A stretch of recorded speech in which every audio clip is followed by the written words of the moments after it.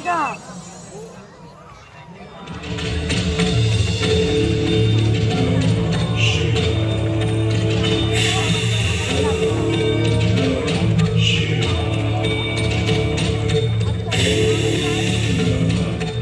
तो आइए प्रवेश करते हैं एक कालातीत कथा में जिसकी कालगणना असंभव है।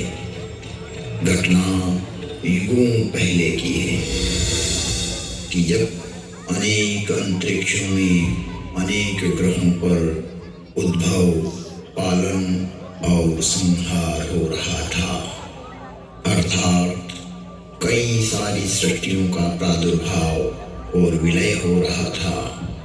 कई वहाँ की सभ्यताएं विकसित हो रही थी तो कोई नष्ट हो रही थी, और वर्तमान में भी यही क्रम अनंत कालों से चल रहा है और अनंत कल्पांतरों तक चलता ही रहेगा।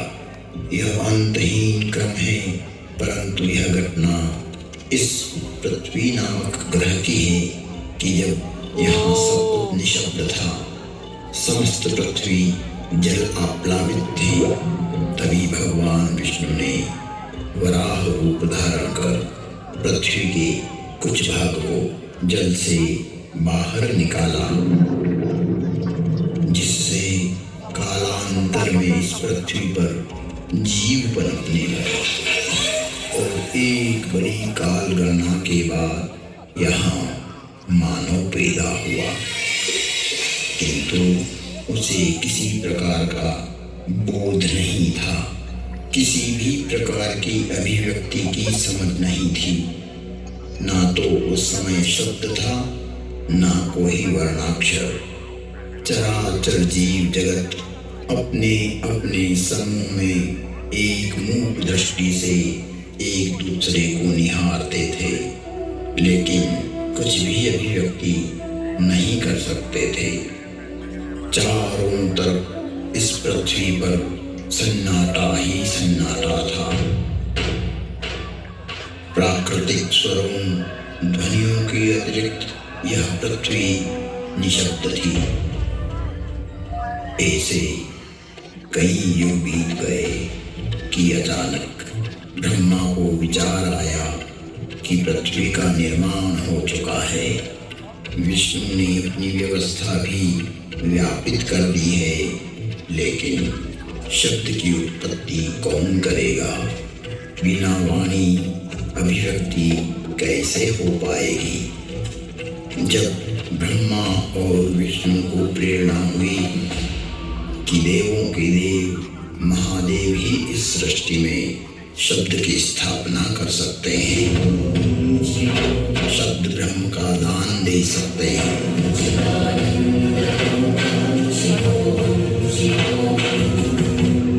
परंतु शिव का समय अधिकतर समाधि में ही व्यतीत होता था। जगत में वेद की स्थापना के लिए,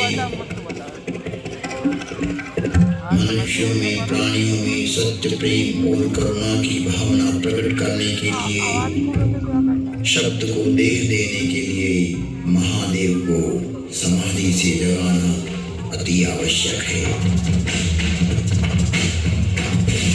जब ब्रह्मा, विष्णु और सारे देवताओं ने महर्षि पाणिनि को प्रेरणा की कि वो महादेव को प्रसन्न कर जगत में शब्द प्रकट करने की प्रार्थना करें,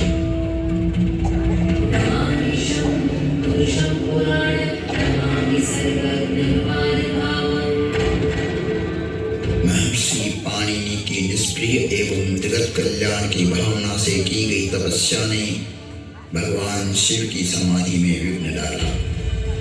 महादेव की समाधि असमय भंग हो गई।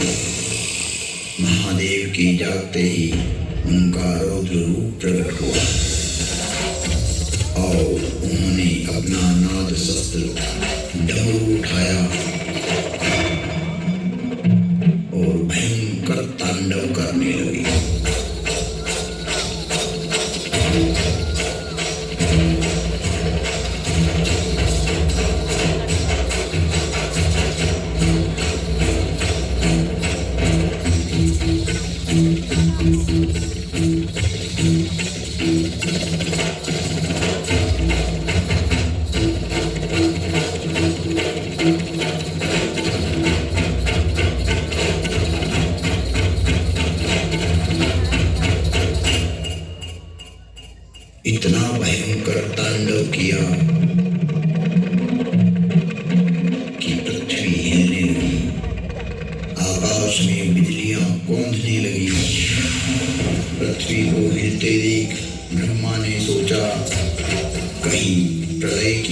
तो नहीं आ गई।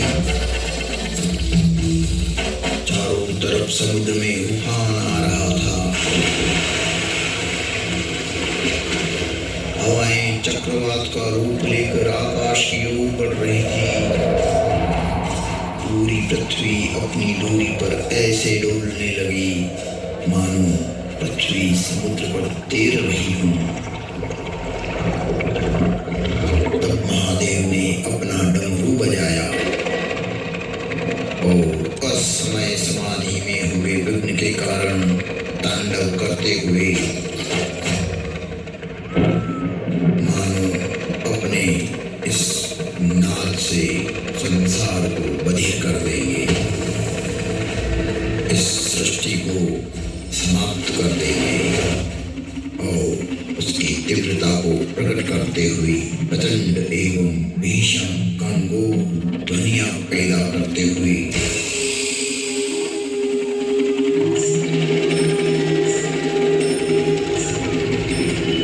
उग्र एवं महिमामय भयंकर डमरू नाद किया, जिससे प्राणी मात्र की श्रवण इंद्रियां लुप्त हो गई। नाद इतना भयावह था कि प्राणी मात्र के कर्ण भेद हो गए। कुछ काल के लिए यह स्थिति बन गई।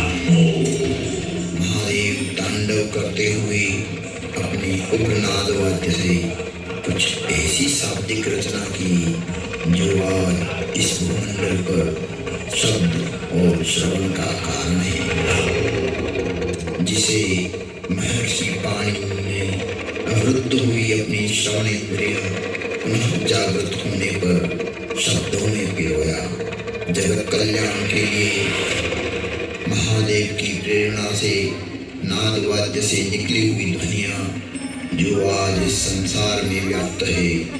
इस भूमंडल पर कोई भी व्यक्ति किसी भी भाषा में अपनी अभिव्यक्ति करता हो, उसका उद्गम स्रोत महादेव का डमरू ही है। और वो डमरू इस प्रकार बोला, ऐं ऋ ऐं ऐऔच भयवरट लं ञमगणनं जभय गणदश जब गणदश खपचटत चटतव कपय शशशर हल।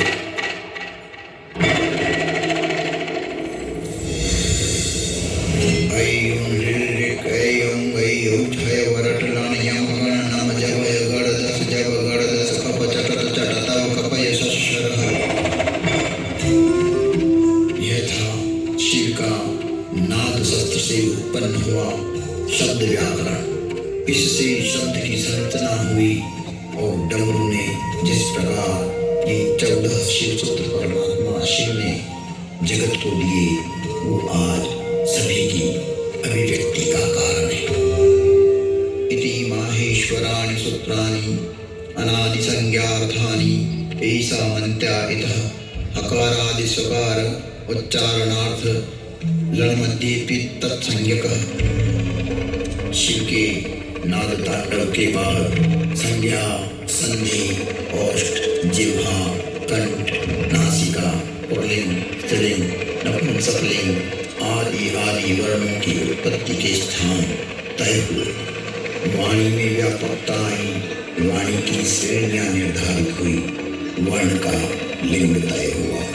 मुख और नासिका से एक साथ उच्चारित होने वाले वर्णों की उत्पत्ति हुई, जो लघु सिद्धांत कौमुदी में संक्षिप्त रूप से वर्णित है, जिसका विस्तार सिद्धांत कौमुदी में प्रतिपादित हुआ है, जिसे हम अल्प समय में अभिव्यक्त नहीं कर सकते। शिव के नाद तांडव के उपरांत महर्षि पाणिनि ने शब्द की रचना की और अक्षर को रूप देने के लिए प्रथम प्रार्थना की। न त्वां सरस्वतीं देवीं शुद्धां गुण्यां करोम्यहं पाणिनीय प्रवेशाय लघु सिद्धांत कौमुदी। महर्षि पाणिनि ने विनय कर लघु सिद्धांत कौमुदी की रचना की, जो आज इस जगत में सर्व भाषाओं का मूल है, जो कि सनातन है, शाश्वत है। नृत्यावसाने नटराजराजः ननादनक्वां न पंचवारम् उद्वर्तुकामात् सर्गादिसिद्धैः एतद्विमर्शे शिवशुक्लदाः। तुम त्रिभुवन गुरुवेद बखाना, आन जीव पावर का जाना, विश्वनाथ नाथ पुरारी। त्रिभुवन